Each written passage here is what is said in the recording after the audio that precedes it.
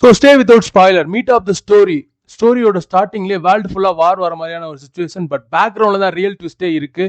So ஒரு secret government agency alien எக்ஸிஸ்டன்ஸுக்கான ப்ரூஃபை பப்ளிக் கிட்ட இருந்து மறைக்க ட்ரை பண்றாங்க.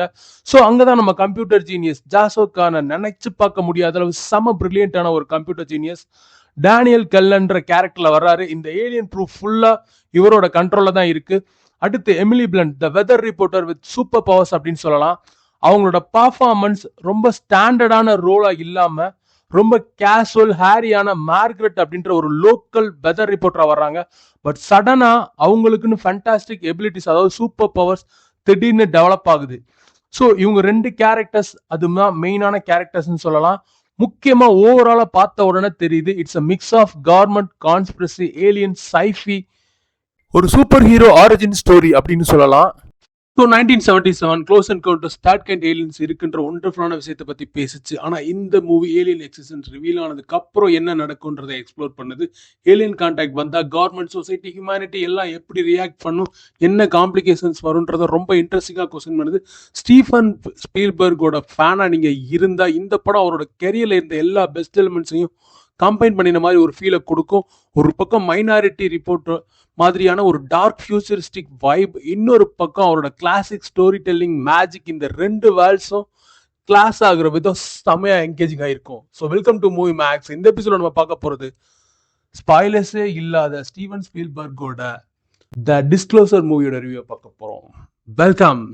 இந்த மூவியோட விசுவல் குவாலிட்டிக்கு முக்கியமான ரீசன்னா ஸ்பீல்பர்கோட லாங் டைம் சினிமாட்டோகிராஃபர் கமின்ஸ்கியோட ஸ்டன்னிங் கேமரா ஒர்க் தான்.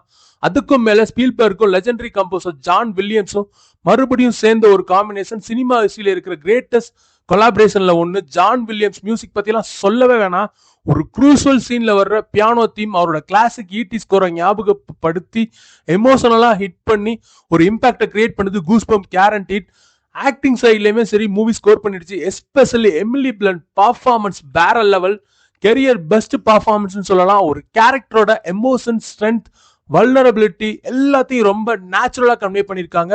ஸ்கிரீன்ல வந்த உடனே ஃபுல் அட்டென்ஷனை கேப்சர் பண்ணிடுறாங்க. இந்த படத்தோட டிராபேக்ஸ் அப்படின்னு பார்க்கும்போது இதோட ரன் டைம் 2 hours 18 minutes இருக்கு. பட் அந்த ஃபுல் ரன் டைமை எக்ஸ்ட்ராக்ட் பண்ற அளவு ஸ்டோரியில ஸ்டஃப் இல்ல, கேரக்டர்ஸ்ல டெப்த் இல்ல, டீப் அனலைசிஸ்ல ஒவ்வொரு கேரக்டருமே மேலோட்டமாக தான் எழுதப்பட்டிருக்கு. முக்கியமா ஆக்ஷன் சீக்வன்ஸ்ல ஸ்டார்டிங்லேயே நம்மளை டீஸ் பண்ணிடுறாங்க.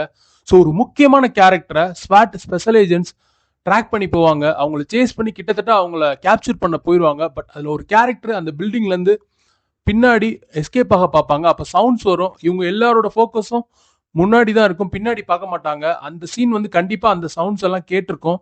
பட் இந்த மாதிரி சில sequence action sequence momentum break பண்ண தான் செய்யுது.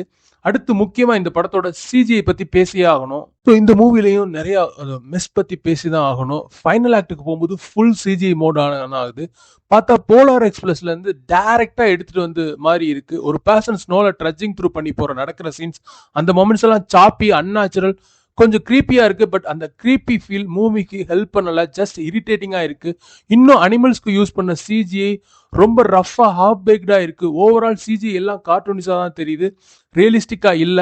இது கொஞ்சம் ஸ்ட்ரேஞ்ச் பிகாஸ் பாக்கி எல்லா சீன்ஸுமே ப்ராக்டிக்கல் எஃபெக்ட்ஸ் யூஸ் பண்ணி சம்மர் ரியலா எடுத்திருக்காங்க. But thanks to action sequence and strong acting அப்படின்னு தான் சொல்லணும். ஒட்டுமொத்தத்தில் இந்த படம் பார்க்கலாமா வேணாமா அப்படின்னு கேட்டீங்கன்னா கண்டிப்பா ஹைலி ரெக்கமெண்டட் ஃபிலிம். ஸோ இந்த மாதிரி சில ஃபிளாஸும் இந்த படத்துல இருக்கு.